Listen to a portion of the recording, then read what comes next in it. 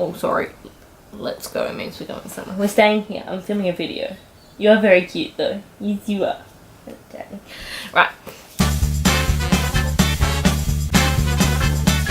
Hey guys, welcome to today's video. So in today's video, I'm going to be doing the first part of my au pairing series. I don't really know if that's a word. Tips, videos, whatever you want to call them. So here in my notebook, I have some points that I want to discuss with you about au pairing, becoming an au pair, stuff like that. I was originally going to do this in one video, but I sat down and I timed it, and actually, this is like my second time filming it. The first time I filmed it, I went on for half an hour, and yeah, it didn't work. So I've actually cut it in two. So the first part is going to be like starting to become an au pair and how to choose the right website or agency for you. And then the second part is going to be creating your profile and how to decide on what criteria you would like in a family. And then the third video is going to be deciding on a family and tips for that. And then from there, I'm not 100% sure what's going to be after that. But I'm sorry, this video is like camera's on an angle or whatever. I've got it on my tripod and it's very tentative, so I'm gonna get started. I feel like you guys want a serious angle. See it, but like it's fine. Okay, so let's just get started. I'm sorry this is not an angle. So my first two tips that I'm going to share with you guys in this video. One is deciding to become an au pair, and like I'll talk a little bit about what's involved in each job and how to choose your website or agency. They call themselves agencies, but in my personal opinion, an agency is someone... Sorry about the dog. Charlie, sit down. Now, hopefully he'll just sit there and won't be too annoying. What are you going to do? Yeah. He's going to sit there? Good boy. In my personal opinion, an agency is more... there's a specific person that looks... is your agent and looks for you, whereas the websites are mainly you lead them and you do all the looking. So I'm just going to get started. Actually, first, before I talk about... and something else I'm going to talk about first off actually is nannying versus au pairing.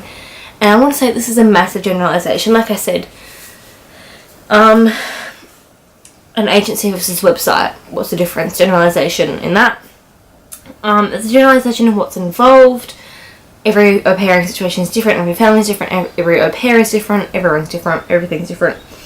And especially with nannying versus au pairing, I'm going to talk about my experience nannying and what I've found so far in au pairing and what I can gather will be different from nannying. So everything's going to be different, everyone's going to be different. This is just a massive generalisation. My experience. So, I still hope you learn some tips, but let's get started. Ready? Let's go. Right, so first I'm going to talk about nannying versus au pairing. First thing is nannies are usually from that same country. Yeah, so in my experience, and what I'm going off, and based on people my age, nannies usually are from that country. They're usually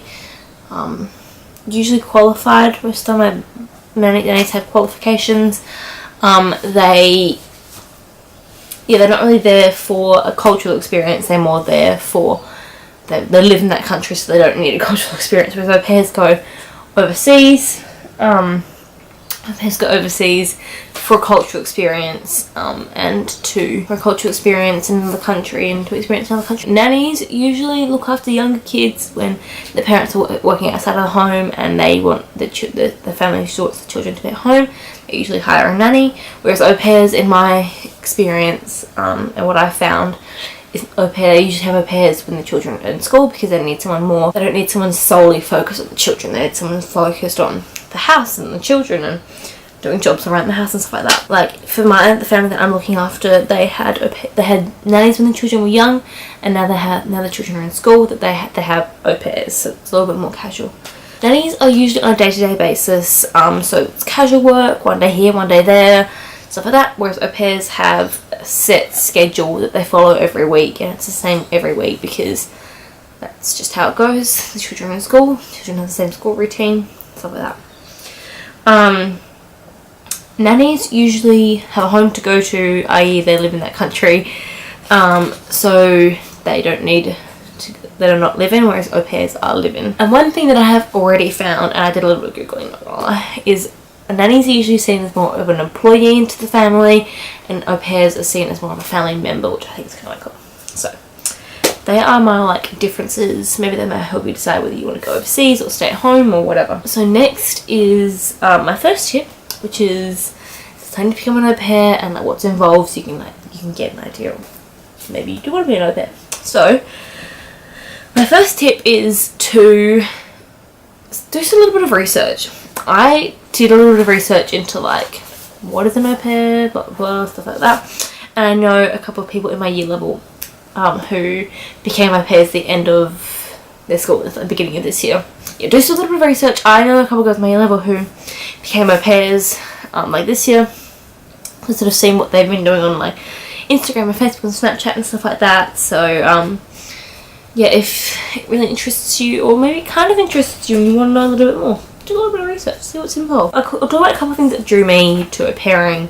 Maybe this might spark something in you. The first thing that kind of drew me to au pairing was obviously my love for kids. We all know that I am a nanny and I have my Cert 3 in early childhood, so I work in an early childhood centre, so you know, love for kids was what drew me to it. You don't necessarily have to have a love for kids. You obviously have to like semi-like kids, but you don't have to like love them. But I think it's important to like, you know, not be like, oh my god, all the time. It's important to like at least like semi-like kids. Yeah, so another thing that drew me to au pairing was my love of travel. You guys know that my channel is meant to be travel based. It's not really at the moment, but it definitely will be in the coming months. And when in my profile, when I read it out to you guys in my next video, I say like something that really drew me to au pairing was my love of kids and my love of travel. And I hope that I can like combine them. Yeah, so if you love travel and you love kids, or you like kids and you love travel, or you want a different life experience, that's my next point. My next point is wanting a lifestyle change, such a life experience. I'm not gonna lie, I am bored in my gap year. I'm sick of doing the same thing, sick of sitting at home. I've watched everything I can on Stan. Like, I'm just bored and I want to do something. I want to go and see places and see the world and experience life and have a bit of a life experience, life change. So if you're looking for a life change, maybe consider it. I don't know. So my last thing on my first point, tip, I don't know what to call it, is I'll talk a little bit about what's involved. Now, of course, this is a generalisation to what I've researched. Every family's different, everything's different. Everyone's hours will be different, everyone's days will be different, everyone's children will be different, everyone's families will be different. Everything's going to be different for every different person. I'm just going to go, I've kind of done it in like the order of the day, but it doesn't really matter. So, getting the kids up in the morning, doing breakfast, taking them to school, taking them to nursery. If you have children at home, you'll be required to do their lunch with the children, playing with the children during the day, and during the afternoon, obviously, as well when they get home. Picking the children up from school or nursery, doing homework, dinner time, bedtime, bath time, playing with the children after school and stuff like that. Some of the older children might have after-school activities you to take them to and from. I know a lot of jobs require nighttime babysitting, which mine does, which is kind of cool. And then some other things that aren't child related are in the supermarket shopping. You might be required to do cleaning the house. I know that I have to change the children's bed sheets, wash the children's sheets, keep the house generally tidy, do the grocery shopping, stuff like that. So that's kind of like a little bit about what's involved. Obviously everything's gonna be different. There are so many more jobs. Everyone's hours are different. I read some families that only need you 2 days a week, or 2 days a week in the afternoon, or something like that. So it is just up to you what you decide to look for in a family, and we'll talk about that in the next video. So point 2 is choosing a website / agency. Now, I didn't really look much into different websites. I think I looked at 2 or 3 maybe. But when I found one that I really liked, I sort of just stuck with it. But I'll talk about that one in a minute. So, I honestly just googled like au pairing or something like that. But you can do like au pairing in blah blah country, becoming an au pair websites, au pair agencies, stuff like that, and like heaps will come up. I think I just put in like au pairing, and like heaps of websites just came up. And the website that I ended up choosing was called Au Pair World, and it's really good. It's really easy to use. My biggest tip actually is to start your profile on your computer. Start your search out on your computer, then get up on your phone. Then get it up on your like Safari on your phone or whatever, and just you can have it there. So like when you're lying in bed at night or sitting on the train or in a I don't recommend doing it in a free, but you know, when you're sitting idly somewhere in the waiting room of some sort, you know, of an appointment or on the train or whatever, blah blah blah, in the car on the way to school or work or whatever. Don't text and drive, but you know, when you're just sitting idly somewhere, just pull it up on your phone and you can like scroll through families, look through messages.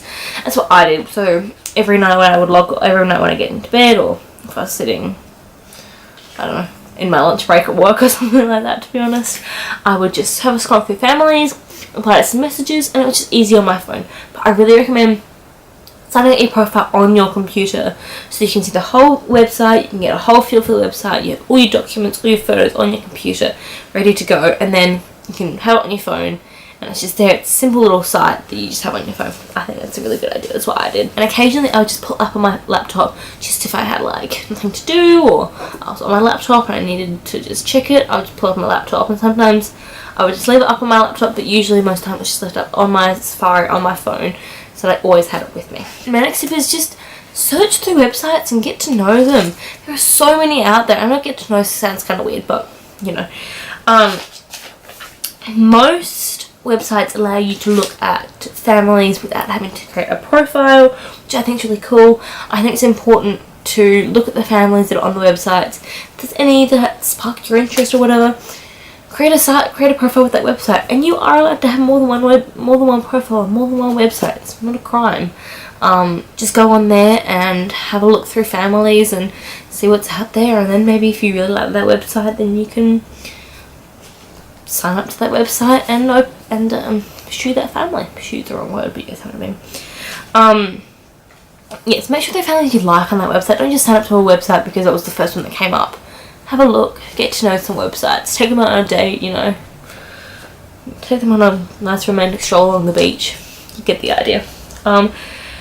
And my last tip actually for this video, well, my last point on choosing a website slash agency, and that's in this video, is the website doesn't make it. The website's not the whole experience. The agency's not the whole experience. It's about you having fun, finding a family, but it will, if you hate the website, you're less likely to check it, you're less likely to pursue a family because, oh, I can't bother to reply to their messages because I can't find the message page. Whereas if you can easily access the message page, if you can easily access your profile, if you can easily access the family's page or a search thing, you'll enjoy it so much more, and you'll find it easier to find a family. So they are all my tips for this video. Just 2. The next video will be 2, and then you'll be deciding and finding a family.